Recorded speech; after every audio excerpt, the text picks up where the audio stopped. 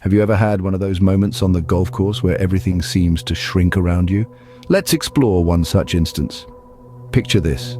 Two friends, Alex and Jim, are eager to get in a quick 18 holes. They are ready, golf clubs in hand, and the green stretches before them invitingly.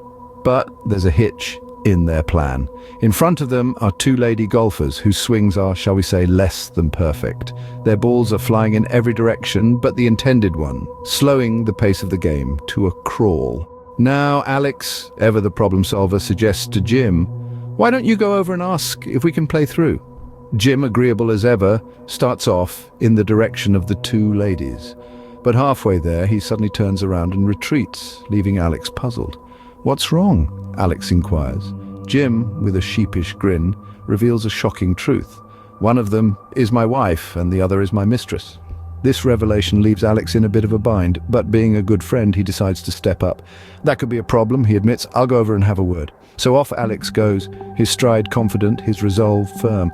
But much like Jim, he too turns around halfway and comes back. Jim, now curious, asks, "What's wrong?" Alex, with a smirk and a shake of his head, murmurs, "Small world." The punchline here is as unexpected as it is amusing. Both friends find themselves caught in an awkward situation, a situation where the vast expanse of the golf course suddenly becomes too small, too intimate. The joke highlights the irony of life, where one can face the most unexpected encounters in the most unlikely of places. And that, my friends, was a classic case of the world becoming too small, too fast. Ever been in such a hurry to get to the golf course that you'd skip anything, even a dentist's appointment? Well, Martin did just that. Picture this. Martin and his wife Debbie stroll into a dentist's office one bright morning. Without missing a beat, Martin says to the dentist, "Doc, I'm in a rush. I've got 3 buddies twiddling their thumbs in my car, all waiting for us to hit the greens. No time for anesthetic, just yank the tooth out and let's be done with it. It's Friday, we've got a 10 o'clock tee time at the town's best golf course and time's a ticking." The dentist, taken aback, thinks to himself, "Wow, this guy's got some nerve asking to have a tooth pulled without any painkillers. That's some real bravado right there." So the dentist, intrigued and slightly amazed, asks Martin, "Which tooth is it, sir?" Here's where it gets interesting. Martin, without skipping a beat, turns to his wife and says, "Open your mouth and show him, dear." Can you imagine the look on the dentist's face? One minute he's marveling at this man's courage, the next he's trying to comprehend the hilarious mix-up. Martin, in his hurry to get to the golf course, had completely forgotten one crucial detail. It was his wife's tooth that needed pulling, not his. So the next time you're in a rush to get to the golf course, remember, Martin, perhaps take a moment to breathe and ensure you're not asking the dentist to pull the wrong tooth.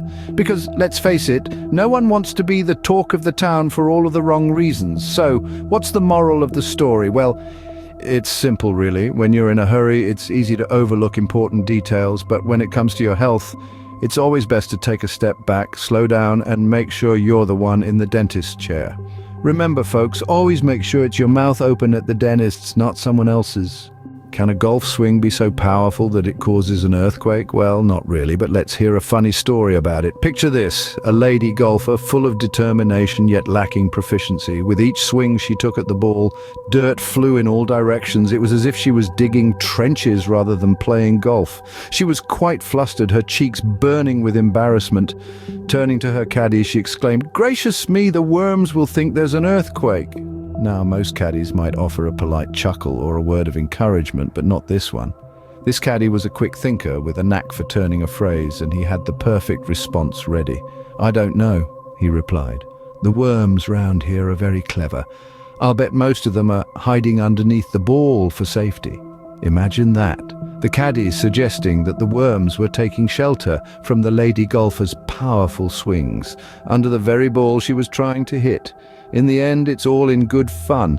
Golf is as much about the mishaps and the laughs as it is about the perfect swing or the hole-in-one. So the next time you take a powerful swing, remember the poor worms who might be taking cover. Boasting and golf often go hand in hand, but sometimes it can lead to a humorous situation. Enter the smooth operator, the kind of guy who could sell sand in a desert. He's at the club's annual dance, and he's not alone. He's made his way to the prettiest lady golfer in the room. His charm is on full display, his confidence palpable. He leans in closer, a smug smile playing on his lips as he says, "You know, they're all afraid to play me." His tone is one of pride, his eyes sparkling with the thrill of his own perceived prowess. He pauses for effect before delivering his punchline. "What do you think my handicap is?" Now, the lady golfer, she's no pushover. She's heard all kinds of lines before, and this one, well, it's not her first rodeo. She looks at him, her eyes twinkling with mirth, and she answers without missing a beat, "Well, where do you want me to start?" And just like that, the tables have turned. The smooth operator's smug smile fades, replaced by a look of surprise. The lady golfer's witty retort had deflated his boastful balloon, and all he could do was stare in stunned silence. So, the next time you boast about your golf skills, make sure you're ready for a witty comeback. Golf wagers can sometimes lead to the most unexpected situations. Imagine this. Two chums, Matt and Jimmy, are out enjoying a friendly round at their home course. The sun is shining, the fairways are inviting, and the greens are as smooth as a baby's bottom. The game is close, the stakes are high, and the tension is palpable.